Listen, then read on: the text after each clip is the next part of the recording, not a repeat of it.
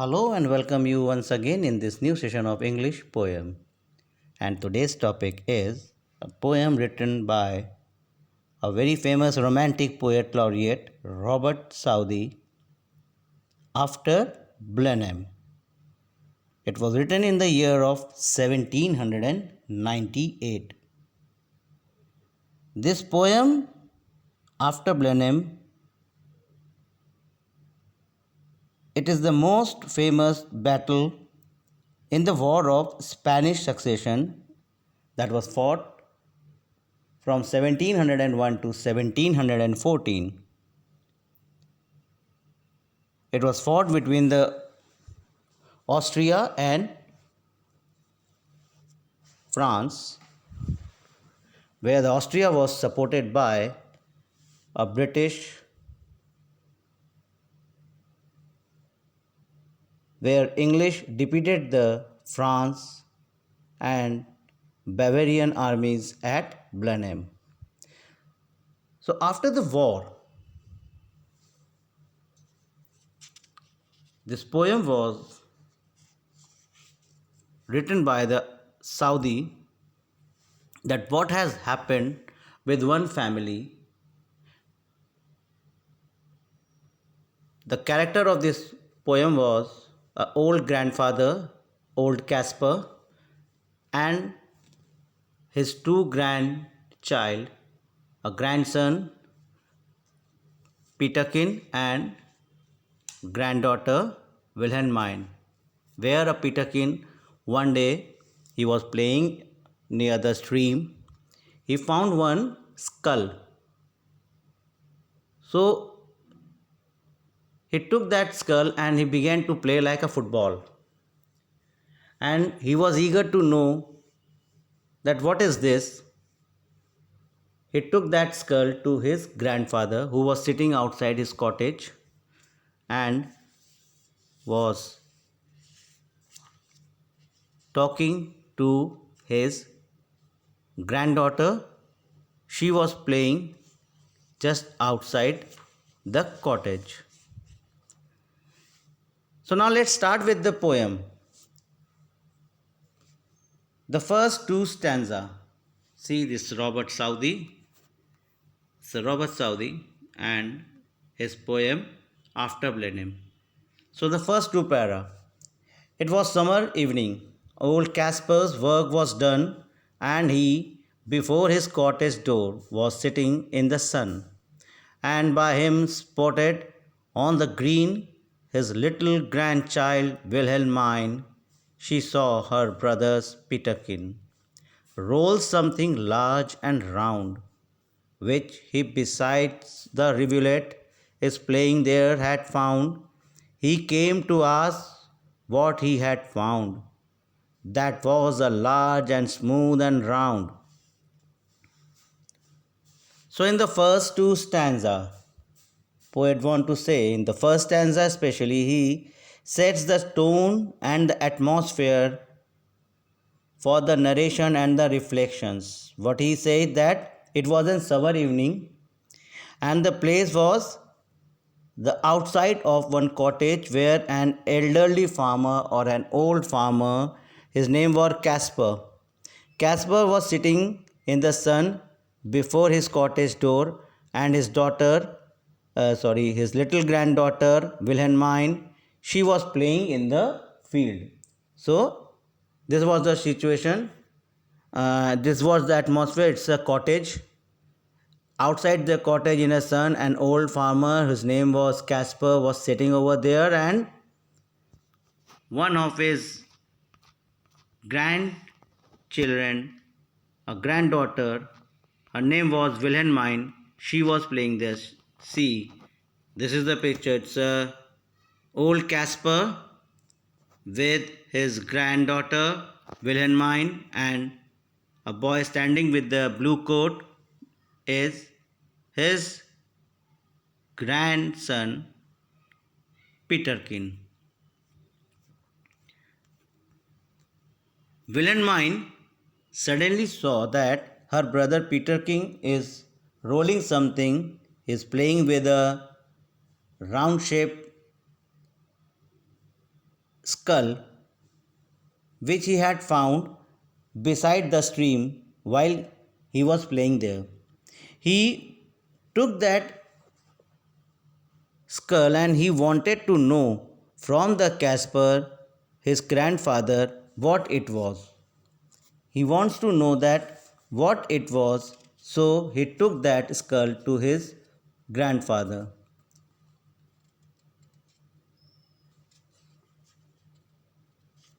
So he asked his grandfather, Grandpa, what is it? So the elderly farmer Caspar, who was sitting in the front of the cottage, he was watching to his grandchildren. He took that skull in his hand.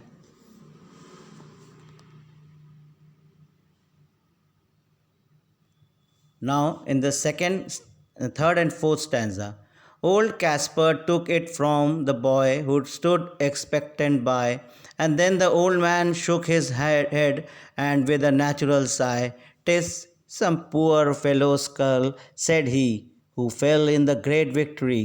I find them in the garden, from there many hereabout, and often when I go to plough, the ploughshare turns them out. For many thousands men, said he, were slain in a great victory."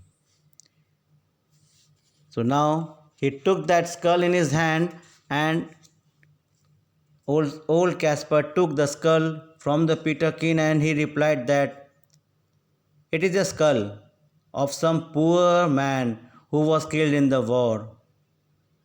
He continued saying that he found many such skulls all over the farm where he used to plough, because thousands of men were killed in the battle, and which is known as a great victory. So the old man, what he said? He said that whenever I go to the farm, I found many such objects when I plough the fields, because many of the soldiers who died in the Battle of Blenheim, and this is the skull of one of the soldier. He tells them that he found many such skulls, as a large number of soldiers had died to the war, which is known as a great victory. It is evident that Caspar answers that he was not upset about the death of the thousands in the battle. Rather, the only thing that he concerned him that it was a great victory. Always he used to say that he doesn't bother whosoever has died, because it's a part of the war. But what I know that everyone said it is a great victory. Now stanza 5 and 6. "Now tell us what 'twas all about, young Peterkin," he cries, and little Wilhelmine looks up with wonder-waiting eyes. "Now tell us all about the war, and what they fought each other for."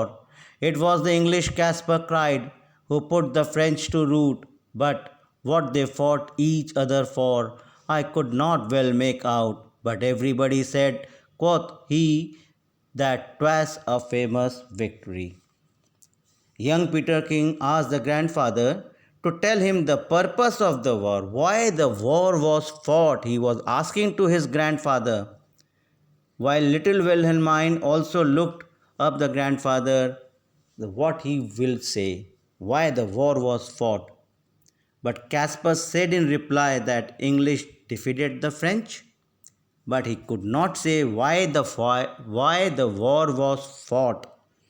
He just say it was a famous victory. He always used to say it was a famous victory. The children were very much of the curiosity. They have a curiosity aroused among them. They asked his grandfather why the battle was fought. You are saying that it's the skull of a soldier, and you are finding lots of skulls when you go to the plow. But why the war was fought? What was the reason? So he just said that the English routed the French, and in the later generation everyone said that this was a great famous victory. However, Caspar is at a loss to explain. He cannot explain the cause of the battle. He never explained because he don't know why the war was fought. A simple person doesn't know why the war has been fought. But he only knows that it was a great victory, and that is all that mattered to him. Always the children ask the Caspar why the battle is fought.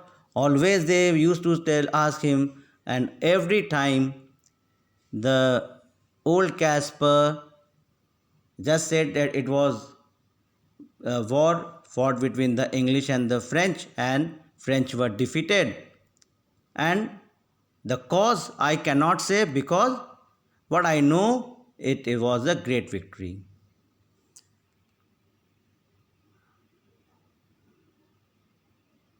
Now, seventh and eighth stanza. My father lived at Blenheim. Then yon little stream hard by, they burned his dwelling to the ground, and he was forced to fly. So with his wife and the child he fled, nor had he where to rest his head. With fire and sword, the country round was wasted far and wide, and many a childing mother then and newborn baby died. But things like that, must be at every famous victory. So, again,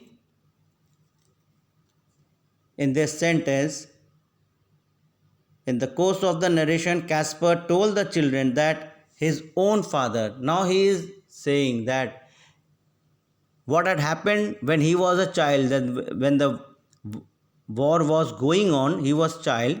He said, my home, my cottage was burned by the soldiers, and my father, who lived in the Blenheim, he was forced to leave that place. He, along with my mother and me, we were homeless and we ran from there. We ran from there because the war itself was very terrible. There was fire everywhere, and the swords were destroying everything. Even a many pregnant women, a mother or a newborn babies, they all died. Such thing happens, but Caspar ironically states that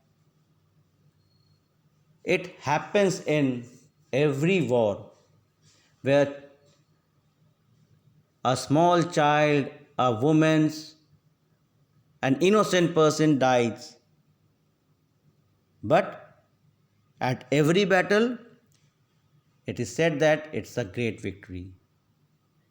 Still, he was not able to explain why the war was fought. He said, it happened in every war. It happens in every war. It's happened in every war. People lost their life. It's a part of the war. But it is said that it was a great victory. So Caspar can describe that the war was like at a Blenheim, but he cannot explain why this belligerents went to the war, why this war was took war.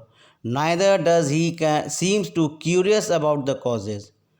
All that matters to him is that Austria and England won the glorious victory. And always he used to say that England won the war. Why the war was going on, he doesn't know. Just he knows that it happened in the war. Everyone, lots of people should die. But what I know is that Austria and England won the glorious victory. So he seems complacent and uncaring about the inhumanities of the war. All that he is concerned that it was a great victory for the country. Now stanza 9, 10 and 11. They say it was shocking sight after the field was won, for many thousand bodies here lay rotting in the sun. But things like that, must be after a famous victory, great praise, and Duke of Marlborough won, and our good Prince Eugene. Why twains are very wicked things, said the little Wilhelmine. Nay, nay, nay, my little girl, quoth he, it was a famous victory, and everybody praised the Duke who this great fight did won, but what good come for it at last? Quoth little Peterkin. Why that I cannot tell, said he, but 'twas a famous victory. It was reported that it was a shocking sight at the battlefield where thousands and thousands of the people died. Their bodies were rotting in the sun. They were scattered here and there in the field, and all the bodies began to rot in the sun. However, the Duke of Marlborough, the Prince Eugene, won the great praise of the victory. Everyone was cheering to the Duke of Marlborough and the Prince Eugene. Little Wilhelmine said that it was a wicked thing. Caspar replied ironically, but it was a famous victory. Little Wilhelmine said, Grandpa, okay, that everyone was praising the Duke of Marlborough and the Prince of Eugene, but lots of people died. They were rotted in the sun, they were thrown away in the fields. And this is the wicked thing. So, again he said, but it was a famous victory. He said it was a famous victory. So, old Caspar unquestioningly accepted the loss of the innocent women, children in the battle of the field of the Blenheim. His complex attitude is not like of the modern politician who dismiss the death of the innocent civilians in the arenas of the war by referring to them with the impersonal phrase that is collateral damage. He has said it happens in the war. There lots of people will die, but it is said that it was a great victory. Everyone was cheering to the prince. Everyone was cheering to the Duke of Marlborough because they won the war. Wilhelmine, in the last, he said, "'Twas a very wicked thing." That means all what has been happened, it has been done very wicked things. The cruelty was there because many of the innocent women, a pregnant woman, little children, they all died, Grandpa, and you are saying that it is a great victory. What you have achieved in this victory, I want to know. He just want to know that, Grandpa, you are saying that it was a great victory, but still you cannot say that why it was a great victory. But old Caspar, he repeats his sentence that I don't know why the war was fought, but what I know, it was a great victory. So, the moral of so many of the wars that devastated the Europe for the centuries, the king fought for more power and the glory, and the peasants fled from burning homes and the soldiers fell in the fields. Thus, the poem gives an idea to the real value of the men of such famous victories as of the Blenheim. So, what is there in the war? There is nothing in the war, and no one can explain why the war has been fought. But the thing is that everyone used to say that it was a great victory. A simple person doesn't know why the war is going on. They just died and their bodies has been rotted. This happens this type of the war during the time in the 17th and the 18th centuries in the Europe. It was fought, and the same thing happened in the Blenheim. So that's all for this today's session. We will once again meet in our next session with a new topic, a new poem. Till then, you read this poem, watch this video very carefully, and take care of your health. We will soon meet in our next session.